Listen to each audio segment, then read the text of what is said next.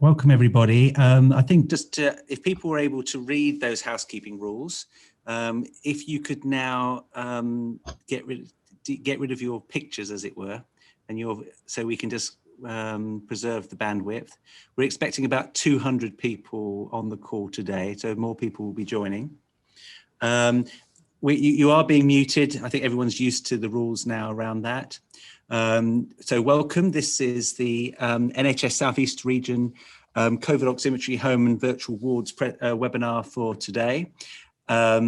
We are the three AHSNs who cover that region, which is Wessex, Kent, Surrey, Sussex, and the Oxford AHSNs. And my name's Guy Rooney. I'm the Medical Director for the Oxford AHSN.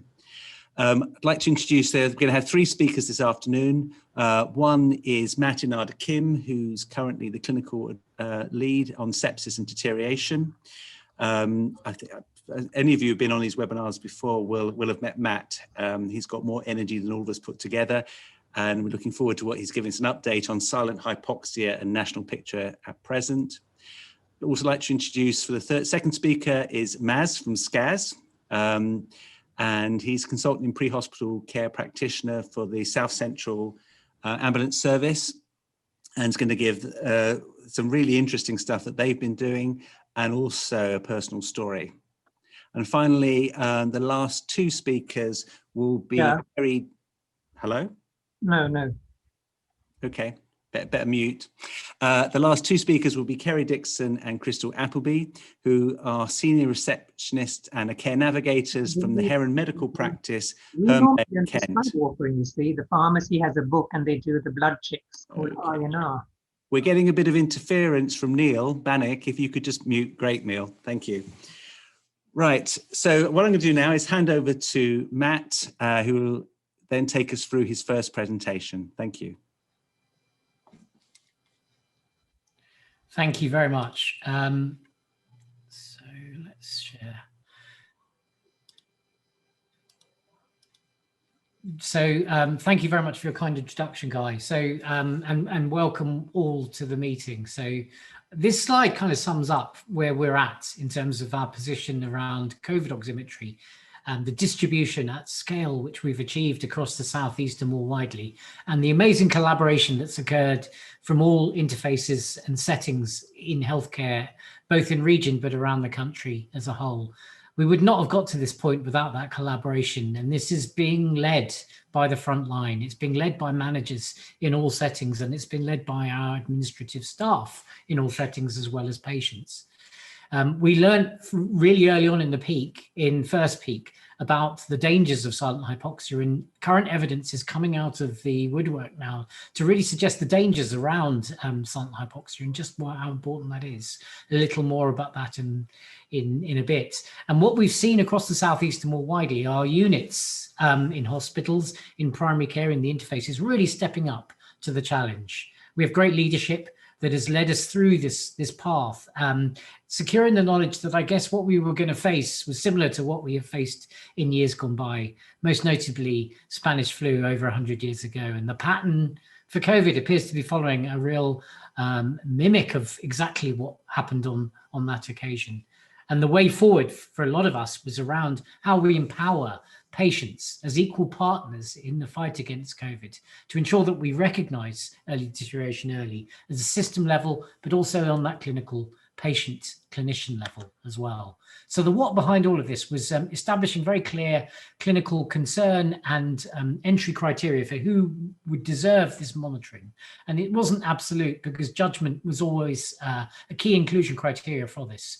And within that, we tried to create synergistic models in the community and in the hospital that enabled patients that weren't admitted to have a degree of monitoring within the home environment using oximeters to measure their oxygen levels, for patients to be educated and trained to self-monitor and self-escalate in the event of deterioration and know what to do should deterioration occur. This is an evolving landscape as more and more evidence comes out about, I guess, the real at-risk groups, particularly with new variants.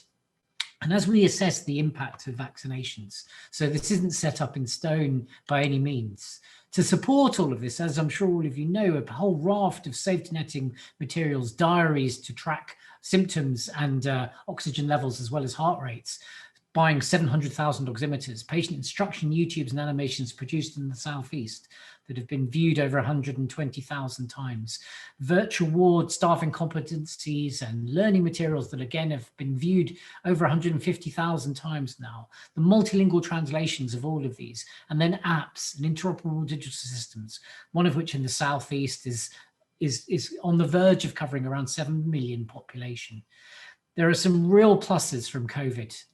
One of them is how fast the acceleration towards interoperable digital systems has led us, and also the way the Southeast has really interdigitated together, working as one and a whole, not as separate AHSNs, but as a single unit, convening around a single focal point. And it's been a real breath of fresh air. And this lightning speed and pace of collaboration has been inspiring to behold. Alignment for the national piece felt around ensuring that what happened in emergency departments, primary care and care homes was all the same.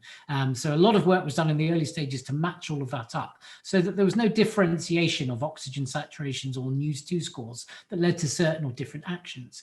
And most recently, we've just confirmed and finalized the ambulance guidance to, again, all be on the same page. And that's really crucial. The same language is critical. Communication is probably the most important cause of patient safety harm events, and COVID is no different from that. As time has gone on, we've realized that what COVID oximetry at home and those strategies boil down to are two main rafts of what can be done. One is admission alternatives or avoidance, and two is early supported discharge of patients not being admitted. In the analogy of a blocked sink, with emergency flow, it's all about keeping the water going through the plumbing system. You've got to control the tap, which is your admission alternatives, and making sure the right sort of patient comes in, and then everything you can do to ensure the flow through the system works. Because if it blocks, then safety is addressed and huge dangers occur at every stage. And the two models we've put forward are the Oximetry at Home model, which is largely the primary care version of events, which is mainly a step-up model, looking at admission alternatives where appropriate and focusing on earlier deterioration where probable or possible. And then the COVID virtual ward, which is the hospital end of things, again catering for non-admitted patients, but also early supported discharge, crucial elements, potentially with the ability to give more complex treatments, including drugs, like dexamethasone, low molecular weight heparin, oxygen emergency treatment in the community, and better fluid management. These are all things in place. And now we've reached a point, I guess, where it's no longer the luxury of giving an option to places to set these up. We really must do this, because this is not just about COVID. This is potentially the future model of how we re-engineer our care within our acute settings, to ensure that we use virtual methods of assessment and virtual methods of follow-up and monitoring where possible to minimize risk to patients.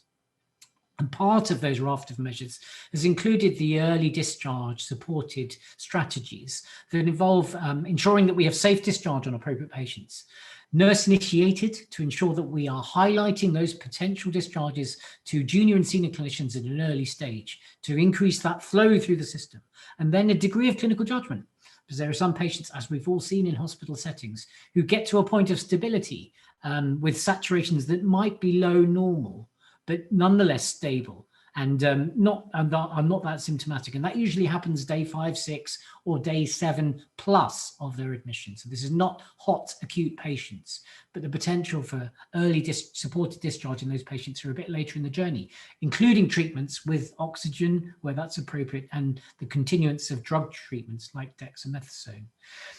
If we are doing this path, the key element of it is the communication with the community.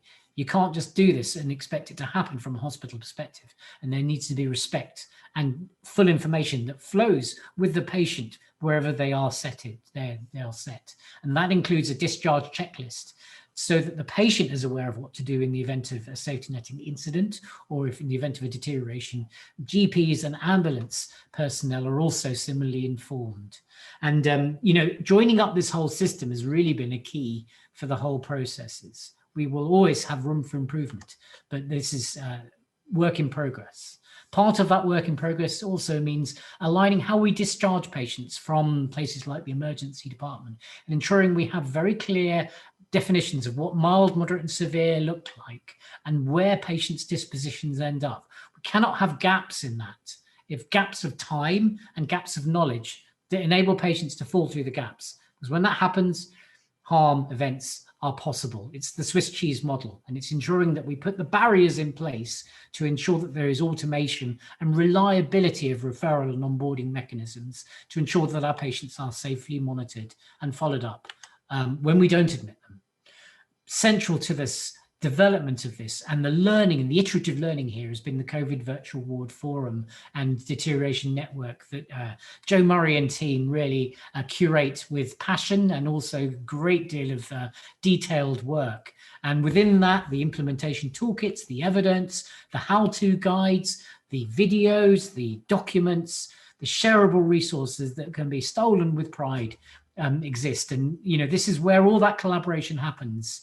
All around, I guess, the iterative world we're in, because the centre don't know all the answers. They reach out to the front line to get that direction of travel a lot of the time. And this is where a great deal of the learning has happened, both in the nature of this asynchronous forum where anyone can join and partake in the rich tapestry of learning, but also the learning network where presentations from units implementing this have occurred over the past 12 weeks. And these are staggeringly useful events. If you're thinking about setting them up, I urge you to check out the website. All of the webinars have been recorded, and there's nothing like hearing it from the people delivering the service in terms of, I guess, the learning points and also some really good wisdom about what not to do as well as what to do. Because the iterative nature of this, and the analogy is really painting the fourth bridge. We haven't arrived at an endpoint here. We are responding to evidence all the time. And I cite the example of a study where we've demonstrated essentially that silent hypoxia is a particularly poor prognostic sign. And again, you know, it's evidence like that we then have to respond to from a systems perspective, let alone new and novel treatments such as dexamethasone or colchicine or low molecular weight heparin. You know, these things are causing a shift in pathways dynamically all the time. So it's really important that we feed that info in via the forum, via whatever communications we have, and then coalesce them. And this is where we have formed a national pathways group to try and address this, to look at things like how the evolving features of inclusion criteria with a dynamic shifting viral condition, with the vaccination uptake, have we got our age range right, including BAME? Are we doing obesity properly? Are we including those with inequalities? And then the processes themselves involved in onboarding, referral, monitoring, escalation, end of life care, and the various elements that these all interdigitate with. So this isn't a perfect solution, and important topic matters such as whether we should not be giving dexamethasone on discharge is a really good example. So NICE did a fantastic job with their recent publication of guidance on dexamethasone, but admit that the reason that it's stated within the guidance to cessate dexamethasone is simply because that's the trial design. It's nothing to do with the evidence. So this is a key bit of information that we need to use to inform our decision-making going forward. And then as we look forward and look back, it's important for us to reflect on metrics and numbers. And, you know, across England now, we've had 26,928 patients through the COVID virtual ward oximetry at home strategies. A staggering number, a lot in the southeast, as you can see from the data. We're not sure exactly on how many of them would have necessarily required an emergency admission, but it's still pretty staggering data. And particularly when we know the overall mortality rate when patients are put through these virtual wards and oximetry at home mechanisms is around 1%, which is significantly lower compared to, I guess, our initial first peak case fatality rate, albeit with some riders. And finally, I guess it's looking back and actually slapping ourselves on the back for actually getting to this point quickly, ahead of the World Health Organization, who recently produced this guidance to suggest that actually oximetry at home was a good thing to do, something a lot of us on the call have been doing for some time. And again, a real nod towards we are on the right tracks with this. Continue the hard road because it's the right road and because it's really helping patients. And also to reflect in my final slide on where we've come from the principles, the alignment of our pathways, the mechanisms put into place, the early data in terms of bed days saved, reduction in length of stay in our various settings, and the inexorable link between oximetry and mortality. but also what we've achieved in the space of 27 days. 27 days in December, when we went from a very low uptake of COVID oximetry at home and virtual wards to near universal coverage. Something I have never seen the like of in my entire career across the NHS. A staggering call to arms, and something we hope with passion that we can replicate within the COVID virtual ward and the hospital structure. So this is a massive thank you to everyone for all your hard work. And then yet another ask to deliver again above and beyond, as you've all done from day one of this pandemic. So thank you.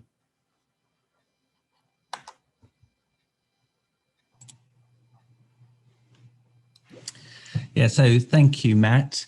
Sorry, I did meant to mention, we keep reminding people, if anyone's got any questions, can they quickly type them? We have a couple of minutes now for questions if anyone wants to ask them.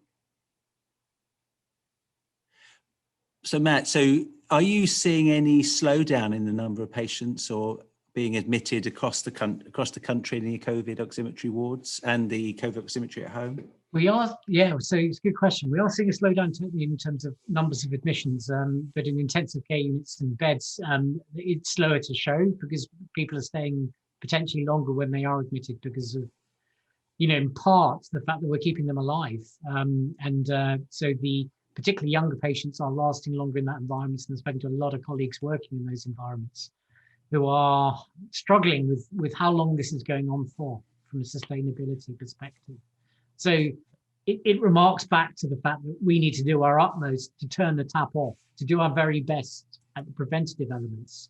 Prevention is nearly always better than the cure. And I think this is a prime example. If we can get to people early enough and admit them where that's appropriate earlier than normal, I think that represents our best chance of reducing the deterioration and mitigating against these long-term effects. We've had a question from Julian Wynn. Could you tell us about the evaluation of the use of pulse oximetry in the care and management of patient/residents? What's in progress now? What's planned for the future, or different stages of the programme rollout? There's a lot in this subject area, so I'm no expert on the evaluation side of things, but right from the outset, we've had amazing academic researchers from Oxford, Southampton, UCL, Imperial College, Birmingham, and the Nuffield Trust and Public Health England as well, that have all been pulled together in a community of practice to actually do the evaluation. I'll share some stuff in chat, but the first sets of evaluation demonstrated that out of a total of about 2,200 patients, the overall mortality rate was around 1%. The readmission rate was between 5 and 7%, both of which appeared very favourable compared to our first data. In terms of length of stay, that is more sluggish to come. And although we've had a lot of individual site data across England, we've pulled together essentially what it will be a twice-weekly sit rep going forward of all emergency admission activity, length of stay related to COVID virtual wards going forward. We're doing the same thing across the community to again, and Tim Strawn is writing to all healthcare providers, I think today, outlining essentially that there will be a requirement for data to see what we are doing in terms of numbers. So although it's really heartening to see over 26,500 cases, we need more reliability on that and more self-reporting of that within a degree of administrative data that will mean we are not looking to Twitter for our answers. Because you can see all over Twitter amazing reports of what people are doing within units that have been stood up, where 200 or 300 patients have been looked after at any one time within these COVID virtual water oximetry at home projects. But what we would really like to see is the impact in terms of those reductions in length of stay, reductions in intensive care, an improvement in mortality, and a reduction in complication rate that we're all after. We think it's going to be there, but we want to prove it. Okay, so questions are coming in. We may not be able to answer all. I think we've probably got time for just one more. Sorry, the questions are coming in so quick, they're not allowing me to read them, so I've got to go back. So we're getting a lot of, what was the one? We're getting a lot of referrals to ambulatory oxygen assessments for patients who desaturate on the slightest exertion, both to prevent admission and supportive discharge. Should this be instigated from hospital? Are you talking about emergency oxygen prescriptions or as part of an... This is Catherine. Catherine, you're allowed 1 second to put your mic on and just explain what you're asking, because I'm trying to interpret what you're asking. Okay, no, it's just that. Oh, it's Catherine Khan, sorry. Yeah. Sorry. Yeah. Thank you for taking the question. It's just that we are getting referrals in. Who's we? Sorry, who are you? We're from Surrey Downs Health and Care with a community respiratory team, and we are being asked to review patients who desaturate on slightest exertion. They've got normal sats at rest. They may only be within 4 weeks of discharge, or to help stop them going in because they're desaturating if they move. What's the thoughts about ambulatory oxygen there, and should that really be coming from secondary care as part of the virtual ward discharge? We haven't got so it's a really good question, and thank you, Catherine. We haven't really got the evidence around exertion desaturations being a reason to give oxygen treatment. We know they're in a worse prognostic band from the admission front, and in the recent study, 3/4 of patients who had normal oxygen saturations that desaturated on exertion had evidence of pneumonitis on either chest X-ray imaging or CT scanning, and had around a 30% mortality rate, stroke intensive care admission rate within 30 days. So certainly a more severe cohort at the acute admission front. And when we see them in the community, we definitely keep a more careful eye on them. There's no evidence to suggest giving them oxygen turns that around at this point, although some research studies have looked at a protective disease modifying effect of oxygen in early COVID, but that's a different matter. In terms of discharge, again, there is no recommendation to give emergency oxygen to patients who are not desaturating at rest. So a certain amount of desaturation and exertion is logical. Certainly if one is in the throes of long COVID with a degree of established pulmonary fibrosis or interstitial lung disease. So it wouldn't be surprising. So we'd advocate rest rather than giving emergency oxygen. Matt, I'm going to stop you there. So I think there's a few more questions. Matt, I know you're very good at scanning the chat. What I'll let you do is you might just have a scan of those and put the reply into chat so we can move on. Okay, thank you. That was great. I'd like now to introduce Maz from SCAS, and he's in charge of his own slides. And can I remind everyone to mute and then turn off their videos before, which of course I forgot my own rules, and we'll catch up in a moment. Good. Can I just check that you can see my slides okay? Yes, I can. So I'm assuming everyone. Good afternoon, everyone. I'm Maz, Mark Ainsworth-Smith, but I hate being called Mark. I'm known as Maz from SCAS, and I'm going to tell you a little bit about what we've been doing in the ambulance service. Ooh. My computer has frozen.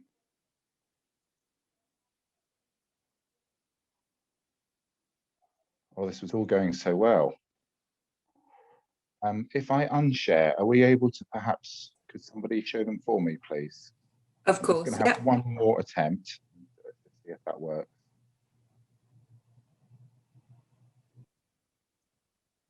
There we go. Okay, we're in business. So South Central Ambulance Service covers a population of about 5 million. At the top there, you'll see, well, that's Milton Keynes, and we go all the way down to the sunny seaside in the south. So it's a really large ambulance service. We straddle 17 CCGs, which in itself does create some challenges, especially when each CCG wants to do its own thing and wants its own reporting, etc. And overall, we see about 600,000 999 calls every single year, and 1.2 million 111 calls. We operate both 999 and 111 calls taking here in South Central. During the peak of COVID, we were seeing well in excess of 3,000 calls a day. Back in December, we suddenly realized we had a major problem. We saw this huge uplift in COVID cases. This is reported cases on our electronic records. This is where an ambulance crew have actually gone out and assessed patients who've got COVID. And as you can see, our BI team have very nicely marked, for example, when lockdown was, etc. We get some really good data, but we could see very rapidly that things were getting very bad very quick. So it was very clear that we had a problem. And obviously ambulance crews needed the latest guidance on who could and should be transported to the hospital. We were very aware that we were getting huge numbers. We had issued our crews very clear guidance back in April, and then that had been revised in December, but we reviewed it again. And it was really nice that we were able to contribute to the latest guidance, which I'll show you shortly. I was also acutely aware, as we all were, that the acute trusts were being absolutely swamped. In one area of our patch, which remains unnamed, out of 39 ambulances in that area, 33 of them were queuing outside one of our hospitals, which creates huge challenges for everyone, and particularly for members of the public who, for example, have chest pain and have no resource available to go to them. And nationally, we were very aware, based on Matt's comment about silent hypoxia, we were learning lessons very early that some patients were being assessed by ambulance crews across the UK and then deteriorating very quickly after. And what was lovely was the collaborative working between ambulance services, so that we were able to share information so that we could learn lessons and improve our clinical practice. So to identify the sickest patients, this is the ambulance service tool that's been devised. And as I say, South Central have had a big input into this, but it's now used nationally. So relatively easy. The severe group tend to have oxygen saturations of 92%. Really clear for our crews. They basically are going to take those patients to an emergency department with a pre-alert. For the moderate cases, not quite as clear. If in our area we've got, for example, COVID Wessex, so that's same-day units, then those patients can be transported there. But the default setting was to take those patients into the hospital if there were no community services available. And for the mild group, which are on the right-hand side there, they're really divided into two groups. We've got the mild, such as a young 25-year-old who's got COVID symptoms. Those are relatively low risk. We know that from lots of data that we've collected here in SCAS. But for the high-risk groups, such as the patients who are age 65 or over, that was obviously a real issue. And what I'm going to do is I'm going to zoom in on that right-hand side. The mild cases basically get pulse oximeters. So if they're mild case, but they're in the high-risk group, then what we do is we issue them with a pulse oximeter pack. Those are all pre-packed and basically handed out to patients. So we started distributing them back on the 7th of January. We were one of the early leaders here. Very kindly, some of our staff on alternative duties came in at the weekend to make up the packs. And then we rolled this out across the whole of the South Central region, which obviously includes the Thames Valley as well. And what we do is we put 4 packs on every ambulance. They're known as DCAs, double crew ambulances, and 2 on every car. They're rapid response vehicles, hence the name RRV. What we give to our patients is we give them probably the most important thing, is the worsting instructions. So on the left-hand side, you'll see that we've got really good guidance from PHE. Very importantly, we were absolutely strict that had to be printed in colour. I think there's a lesson learned there, because actually the colours mean an awful lot, and patients can relate to that. So we printed them off in colour. We also give our patients a COVID diary so that they can manage their symptoms and say whether they're getting better or worse. And that's really useful. Most patients are keeping their diary 3 times a day. And then there's our oxygen saturation probes, which obviously were procured through NHS Direct, through the NHS directly, I should say. You will see, interestingly, there probably was a slight design fault. The upside down letters aren't great, and that has caused some errors. I've recently heard of a patient phoning because their oxygen saturation was 106%. So we do need to be mindful that we need our crews to give strict information, and there's a fantastic video that's been produced, and we always refer our patients to watch that. There have been some challenges. Clearly, things are moving so quickly, and obviously we covered so many CCGs, everybody wanted something slightly different. So what we're fortunate to have is a Connect app. So the SCAS Connect app basically looks at where you are and gives you direct information on what services are available within your area, and that obviously includes the COVID guidance, which is great because that's updated literally on an hourly basis.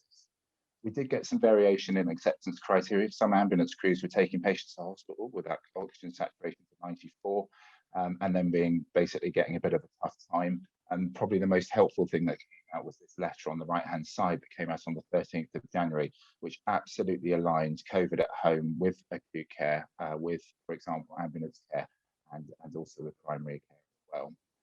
We also saw a variation in community services. There certainly is still that going on. But as we go on, literally day by day, we're seeing more and more community services becoming available to support our crews. And if I'm completely honest, in terms of the reporting of oximeters, Matt has very kindly, him and his team have given us 3,000 oxygen saturation probes, which is great. But if I'm completely honest, I can't tell you how many of those we've given out because it's almost impossible to keep track. Our ambulance crews write that in the clinical notes, but that's 18,000 sets of patient notes to scan every single week. That relies on humans, and as we all know, humans don't have much time when it's as busy as it is. So what we've decided to do is to add it. Our crews use electronic patient records, and if somebody is going to be left at home, we've added this extra tab on EPR, which will be really fascinating because that will allow us to track who we've given pulse oximeters to, age, potentially what areas they live in, etc. So you can see there's a real use for this. Our developers for EPR are in Sweden. This is high priority, and we're told that it should be in place within a week. In terms of reporting, SCAS, our business intelligence team, collects really quite the most amazing data, times, days, trends, demographics, presenting complaint, everything. And we've already used that to good effect in this paper on the bottom left, with the validation of home oxygen saturation as a marker of deterioration. And we're also able, as you can see from the graph in the middle there, to capture, for example, conveyance rates. And interestingly, since oxygen saturation probes have been issued, we've seen a slight increase in our conveyance rates, which may actually not be a bad thing. It may mean that patients are safer because we're getting to the hospital earlier. And what we've got to be very careful of is measuring using non-conveyance rates, because actually there could be a patient safety issue there. Now, this is a personal story. That's a picture of my mum and my dad and my wife and I. And just to put this into perspective, this is in September. We just completed a 5-mile walk around Clatworthy Lake. My dad's a very active chap, although he's slightly portly. He basically is a very active vicar. And unfortunately, it meant that as a result of that, even though he lived in a very rural area, he and my mum both contracted COVID-19. So my dad basically collapsed with a fever on the 11th of October. He was taken to the local hospital, and the ambulance crew were fantastic. They basically did a News 2 score and found that it was 9. Obviously, he needed to be conveyed. He was taken to a general ward, but unfortunately, he was deteriorating very significantly. And at one point, when I called them, his oxygen saturations were just 65%. I think he was very fortunate that at the time, bear in mind this was October, thankfully we hadn't seen this significant peak, otherwise things may have been absolutely different, and we need to be mindful of that. He remained on ITU for a number of days, in fact 8 days in total, but actually started to make really quite a significant improvement. On the 21st of October, he went back to the medical ward, and although it says discharged home with home oxygen, I suspect he's never been quite honest with me, because I think he probably self-discharged himself. He's never actually told me the full story, but he came home very, very quickly. They made sure that he had home oxygen, which was great, but actually he came home with almost nothing. And my mum was obviously absolutely terrified about looking after at home, but also very pleased to have him there as well. So at that time, there was hardly any guidance. I called Matt and I said, I need some help here. I really don't know what to do. I don't know what to tell him. And thankfully, we were able to issue him with a COVID-19 diary. We gave him some safety netting instructions, and that amazing Amazon, I managed to get same day prime delivery. So a pulse oximeter arrived literally the same day. For me, it meant brilliant things because I was able to monitor him remotely with measurable and objective information. For my mum was genuinely terrified. You know, there was her husband, literally just out of hospital, out of intensive care. But she had clear guidance on what to do. She knew what the triggers were. She knew what the warnings were and when to call for help. And of course, the psychological benefits of having my dad at home, they've been married for well over 50 years now, I think was really, really significant. My dad was pretty sick, if I'm honest, and I'm not sure he was ready to come home. His initial oxygen saturation at home were in the 80s, 89 or so. But actually, he's done really quite amazingly. And the reassurance and psychological boost of seeing his oxygen saturations going up, and of course being at home, was quite incredible. And I could see he got such a boost from that. And of course, it was really nice knowing that he was one of the first patients, albeit almost accidentally, to be enrolled in the COVID at home type scenario. The really nice thing was at Christmas, his home oxygen was taken away just 7 days before Christmas. And what that meant was he could light an open fire and have a normal life. And for me, that was probably the trigger that said he's better. And I would suggest he's probably 97, 98% the same man that he was previously. Of course, the overall benefits are significant. To allow safe discharge for patients is really important. We need to have a measurable. Most patients, you say, well, if you get worse, then give us a call. But of course, that's not really very measurable. So what I found is that a new initiative of giving SATS probes actually reduces the anxieties of ambulance crews and also clinicians as well. I'm pretty certain that it reduces unnecessary admissions to the emergency department, but also it means that we are making necessary admissions to the emergency department. I think that's really important. It gives measurable information to our call takers and our healthcare professionals. So, for example, we do have a triage paper question if somebody says that they've had COVID, and we're now asking them what are their oxygen levels. So we're able to do that. And clearly, if somebody's got low oxygen levels, that affects the triage category, so that it becomes either a category 1 or a category 2 ambulance. So that means a 7-minute or an 18-minute ambulance. And I think overall, especially psychologically, really, really good for patients and their carers. Thank you.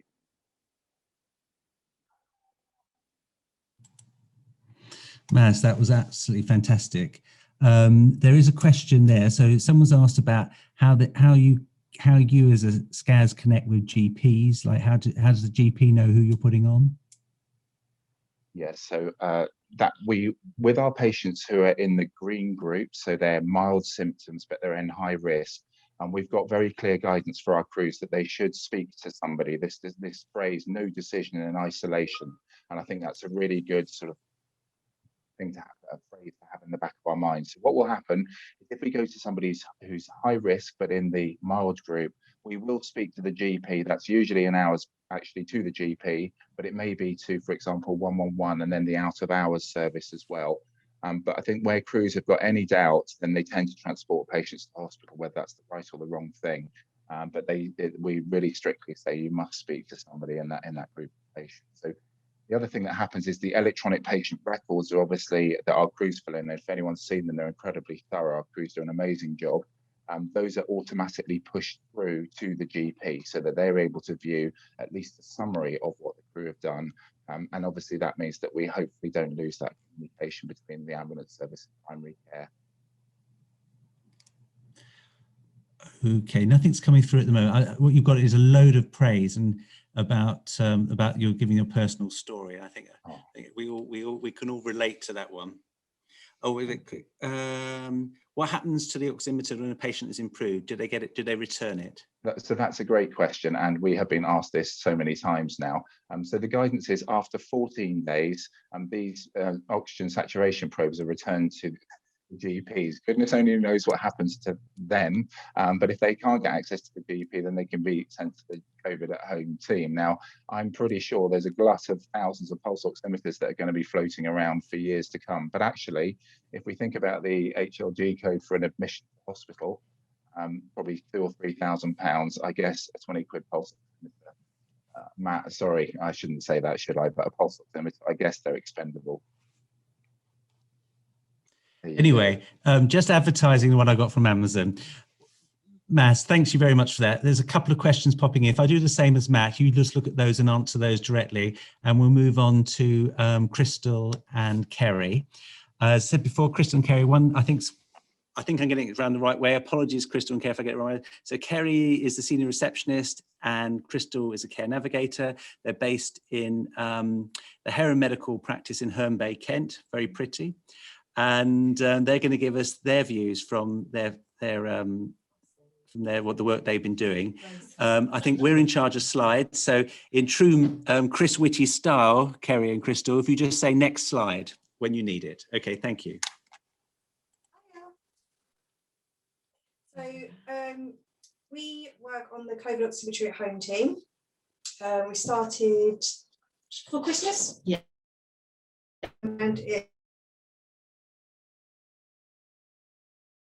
more quickly than we would ever have sort of imagined. And yeah, so it's our baby now, isn't it? It is our baby, yes. It's a different to what we usually do in our jobs. We are mere mortals. So it's lovely to learn something new rather than just answering the phones and this, that, and the other. It's a really positive experience. It gives us, we're looking after people, we're listening, and obviously we're a blank canvas, so we're just listening and learning from what the GPs are telling us, and we're learning along the way. And we've pretty much got it okay, haven't we? Yeah, definitely. I think the one thing that we were looking at in comparison to what was his name, Mass. We were looking at his medium, which was a 94 to 93. 94, yeah. So we wouldn't advise the patient at that stage. We would put a screen message for a call with one of our GPs first. It's only at 92%, and after we have asked the patient to maybe wash their hands under warm water, make sure their hands are lovely and warm, to check their pulse while we're on the phone if we're a little bit concerned. And often it's very different from what they've taken in the morning. So go to the next slide. Next slide. Thank you. Okay, so when the results actually come back in to the surgery, initially they go to our clinical coders, who will then see whether the patient actually matches the criteria. So I think the criteria is the same pretty much everywhere. So over the age of 65 or any underlying health conditions. Then they would then be put to us, basically. On our CareNav screen, which we run on a daily basis as well. So it's visible. It's gone from one screen. There's a trail so that we can see it, and it's and we're able to pick it up and do new onboarding if necessary. Next slide.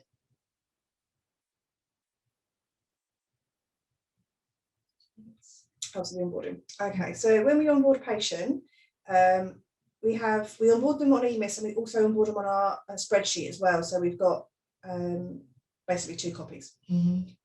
We would call the patient, and we would go through then we have like a set questions.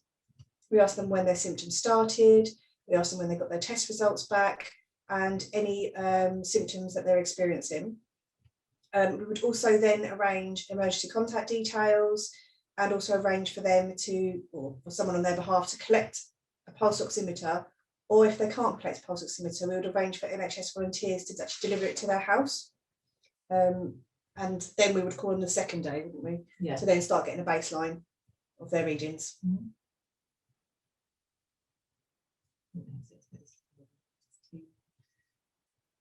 Yeah, I think with the when we fill out when we first onboard a patient, as Crystal was saying, we have 2. We have the spreadsheet that is that we can all see and share, but the actual initial what's it called? It's added to EMIS, isn't it? There's it's all coded and added so that the doctors can see what's going on, but there's also a spreadsheet as well which contains other information, so that's really handy. And that way, with the spreadsheet, it's got different windows that we can open. And if they are discharged, then they're on there, and if they need to come back on. But obviously, when we do discharge a patient, then we have set up an option 4 on our phone lines that they can ring through to the normal line with the surgery, and they can press option 4 and they can speak to Kerry or Crystal. So and they ask for us. So if they've got any concerns, anything at all, we're there to help. So yeah, we would normally contact them. So we'd get a baseline, wouldn't we, on their second day, and then providing that we've actually caught them early enough to then get them to contact them on the day 5, day 7, day 10, 12, or 14, to take their SATs readings, because it's generally between, I think it's day 7 and 10. Is that correct? Sometimes that can be either be a turning point for the better, or it can be sometimes for the worst. So that's where we really sort of concentrate on readings and making sure that obviously if their readings are 92% and below, and they've checked that 3 times a day and it's still reading that they must call for an ambulance. Next slide. Oh, this is the care homes. Okay, so we personally don't deal with the care homes. This goes to Jenny. She's one of the ladies at the PCN. We do work together, but she dedicates her time just for care home patients. So we do know who's on it. We understand who is poorly and what care homes sort of are inundated with poorly patients, but we don't personally deal with the care homes. It's separate. I think it's important that you separated the two so that you can have a concentration on the population that are, you know, sort of like out there mixing with each other, and then the care homes that are just mixing with a certain few. That was really important that we separated quite quickly. So as I say, we take on the rest and Jenny takes on the care homes.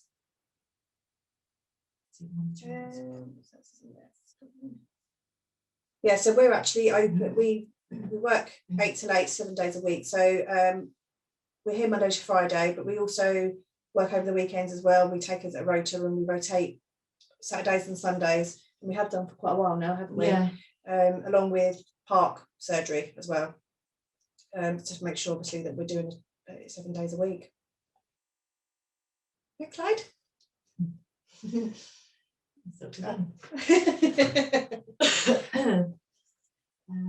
think that we've covered most of that. So our caseload. Oh yes, there's our caseload there. At the moment, at the present, we've got 58, and we've discharged 245. So, and although every time anyone's discharged, even if they're absolutely fine and things have been perfect all the way and no problems at all, we always send a task, an urgent task, to the GP to let them know. So whoever their doctor, whoever's, we've got teams at Heron Medical Practice. So if one doctor's off, then obviously they've got a team for us to fall back into. So we send that along so that the GPs are aware. I think that's it. Patient story.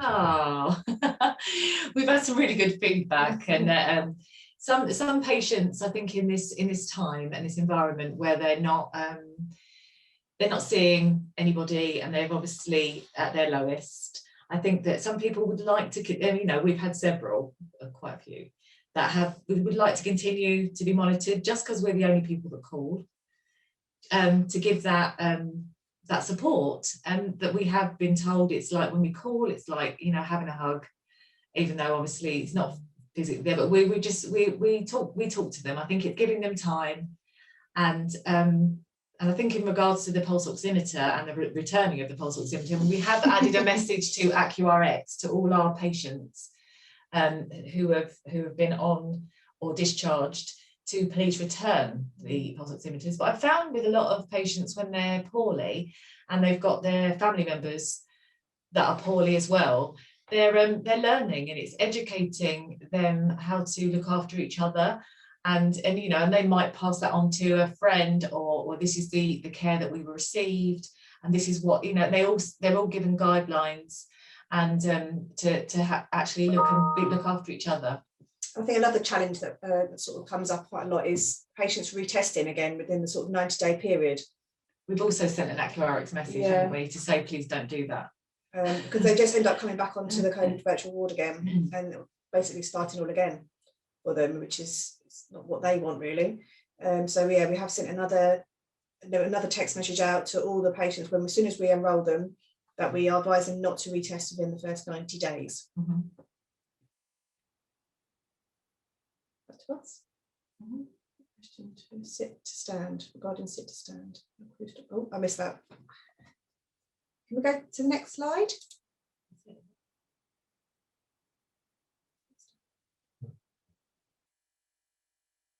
You're going backwards. I think that's it. Back to you.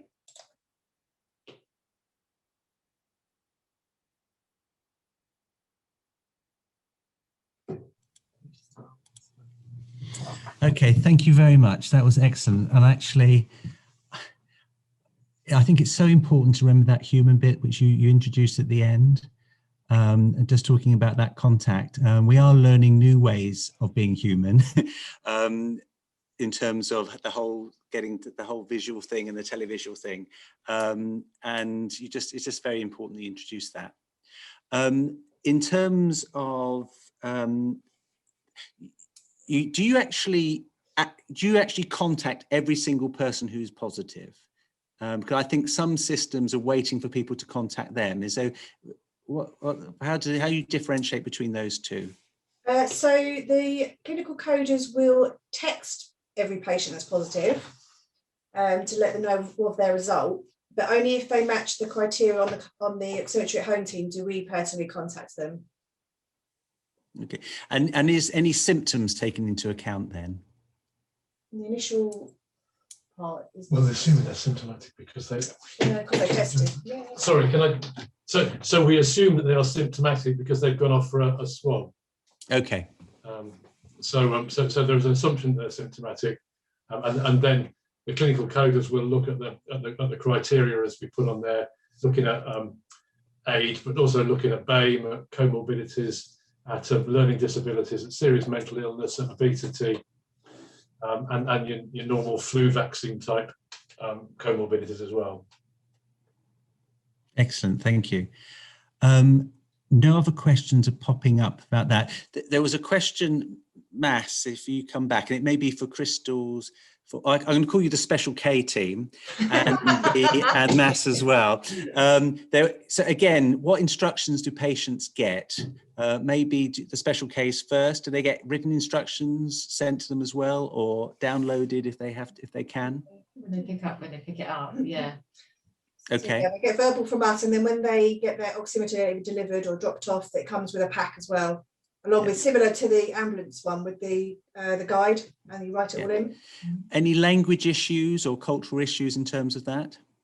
Not yet. No. Not in, Okay. not in Herne Bay, but across Kent and Medway, we have got it translated into several languages. Okay. So yeah, we have got it across Kent and Medway, but not in Herne Bay. Excellent. Okay. I think we're coming towards the end now. So I think there's been a lot of stuff going on in the chat in the side things where people have been able to answer some of those questions. I'd like to thank all of our speakers today, the 2 M's and the 2 K's. And hopefully, I mean, this has been an amazing, I'm not sure what's going on around the world. I know the rest, WHO has finally caught up with the UK. We now lead in vaccines and COVID oximetry at home, I think. I won't talk about the rest. And, but, you know, I'd like to thank Matt, who's clearly been the pioneer here, but also some of the work he set off meant that, you know, now the ambulance thing, and they're probably one of the few ambulances in the world now who are doing this thing at this scale and this thing.